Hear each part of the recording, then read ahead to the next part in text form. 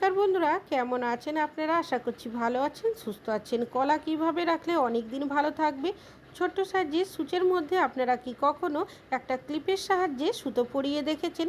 তাছাড়াও আপনাদের কাছে শেয়ার করব আরও বেশ কিছু ছোট ছোট ইউজফুল কিচেন টিপস।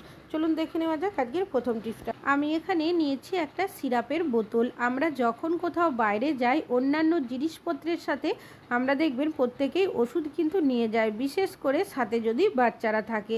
তবে সমস্যা কী হয়, অনেক সময় ব্যাগের মধ্যে যদি কোনোভাবে চাপ পড়ে যায় বা সিরাপের বোতলটা যদি কোনোভাবে কাত হয়ে যায়, সেক্ষেত্রে দেখা যায় বেশ কিছুটা সিরাপ ব্যাগের মধ্যে পড়ে নষ্ট হয়ে যায়। তাছাড়াও ব্যাগে যদি দরকারি কাগজপত্র থাকে সেটাও নষ্ট হয়ে যায়। তো আপনারা একটা গার্ডার নিয়ে নেবেন। গার্ডারটাকে এইভাবে করে পেঁচিয়ে সিরাপের বোতলের মুখের মধ্যে আটকে দেবেন। এতে কি হবে, ঢাকনাটা ঢিলে হবে না, টাইট মতো আটকে থাকবে।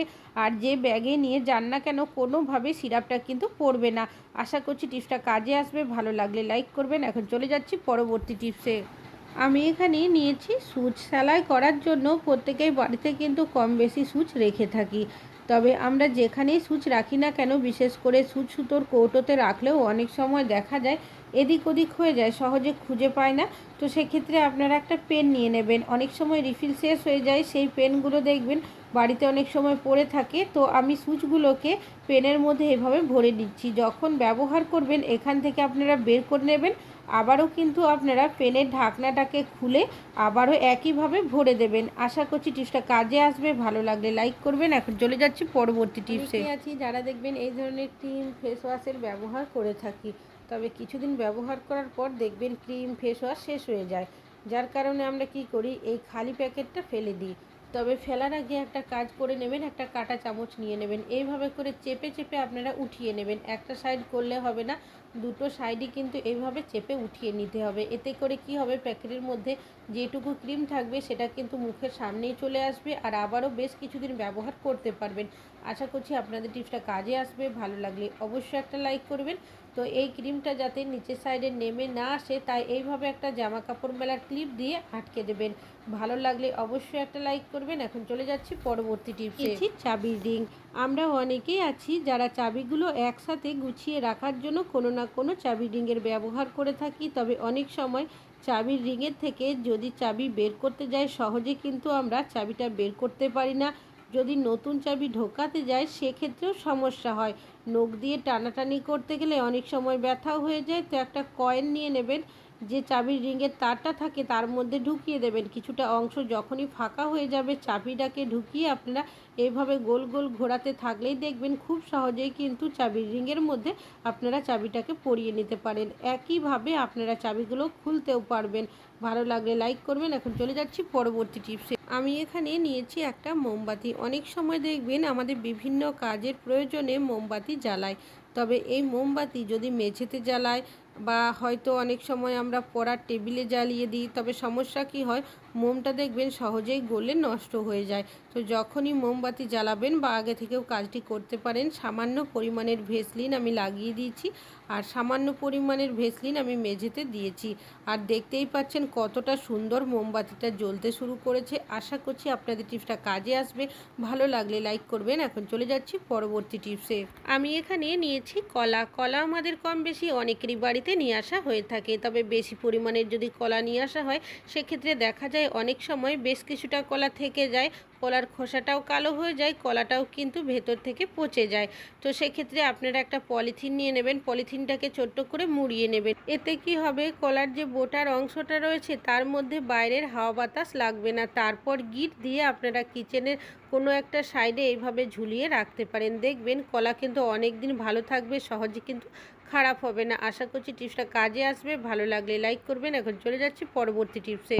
এখানে নিয়েছি সূচ আর নিয়েছি সুতো। সেলাই করার জন্য আমরা প্রত্যেকেই বাড়িতে কিন্তু সূচ সুতো রেখে থাকি। সব সময় কেউই কিন্তু দোকানে দর্জির কাছে যায় না। তবে যখন আমরা ছোট্ট সাইজের সূচের মধ্যে সুতোটা পরাতে যাই, দেখবেন সহজে কিন্তু পরাতে পারি না, এতটাই ছোট থাকে।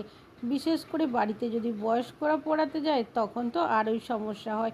তো সেই ক্ষেত্রে আপনারা একটা টিপস ফলো করতে পারেন, তাহলে দেখবেন আপনাদের যত ছোটই সূচ হোক না কেন খুব সহজেই আপনারা সুতোটা পরিয়ে নিতে পারবেন। এখানে আমি নিয়েছি জামা কাপড় মেলার যে ক্লিপ হয় সেটা, আর নিয়েছি ইলেকট্রিক্যালের যে তারগুলো হয়ে থাকে অনেক সময় খারাপ হয়ে যায়, বাড়িতে তো এরকমই পড়ে থাকে, সেখান থেকে একটা তারের অংশ কেটে তারটাকে এইভাবে করে মুড়িয়ে নিতে হবে। আর সামনের অংশটা দেখবেন ইউয়ের মতো হয়ে যাবে, একটু চেপে চেপে নেবেন যাতে করে একটু সরু হয়ে যায়। তারপর একটা ক্লিপ তারের মধ্যে আটকে দেবেন। আর এটা কিন্তু টাইট মতো আটকে রয়েছে, আপনাদের তারটা যদি ক্লিপের থেকে বেরিয়ে আসে সেক্ষেত্রে স্যালোটেপ দিয়ে আটকে দেবেন। যে সুচটা রয়েছে সেটাকে সবার প্রথম তারের মধ্যে পরিয়ে দেবেন। তারপর আপনারা সুতোটা কি করবেন, সুচে না পরিয়ে যে তারের ইউয়ের মতো অংশটা রয়েছে তার মধ্যে পরাবেন। তারপর সুচটা এইভাবে টেনে নেবেন, দেখবেন খুব সহজেই কিন্তু আপনারা ছোট্ট সাইজের সুচের মধ্যে সুতোটা পরিয়ে নিতে পারবেন। আশা করছি আপনাদের টিপসটা কাজে আসবে, ভালো লাগলে অবশ্যই একটা লাইক করবেন। তাছাড়াও যে ক্লিপটা রয়েছে সেটা কিন্তু আপনারা এই সুতো পরানো ছাড়াও আবারও কিন্তু এই তারটাকে খুলে জামা কাপড় মেলার জন্য ব্যবহারও করতে পারবেন। এখন চলে যাচ্ছি পরবর্তী টিপসে। আমি এখানে কিছুটা আটা মেখে নিয়েছি। রুটি, পরোটা, লুচি এই ধরনের জিনিস কম বেশি আমাদের অনেকেরই বাড়িতে বানানো হয়ে থাকে। তবে সকালের দিকে যেহেতু আমরা অনেকটাই কাজের তাড়াতে থাকি, অনেক সময় দেখা যায় বেলন চাকি খুঁজে পায় না, বা রয়েছে হয়তো এঁঠোতে রয়েছে, সেক্ষেত্রে সমস্যা হয়। তাছাড়াও এখন অনেকে চাকরির সূত্রে বা পড়াশুনোর সূত্রে বাইরে থাকে, তাদের কাছেও রুটি করার জন্য এত কিছু সরঞ্জাম অনেক সময় থাকে না। সেক্ষেত্রে আপনারা একটা থালা নিয়ে নেবেন। থালা তো প্রত্যেকেরই কাছে থাকেই। কিছুটা পরিমাণের আটার গুঁড়ো দিয়েছি, যে লেচিগুলো বানিয়ে রেখেছিলাম একটা দিয়েছি, আর হাত দিয়ে একটু চেপে দিয়েছি। এখানে একটা গ্লাস নিয়েছি, গ্লাসটাকে আপনারা এইভাবে করে দিয়ে রুটিটাকে বেলে নেবেন। মানে হলো আমরা ঠিক যেভাবে বেলন চাকি দিয়ে রুটি বেলি ঠিক সেইভাবেই কিন্তু বেলা হয়ে যাবে, কোনো রকমের সমস্যা হবে না। তবে আমি এইভাবে রুটি বেলছি বলে যে আপনাদেরও বেলতে হবে তা কিন্তু নয়, প্রয়োজন হয় তাহলেই কিন্তু এইভাবে সহজেই রুটিটা বেলে নিতে পারবেন।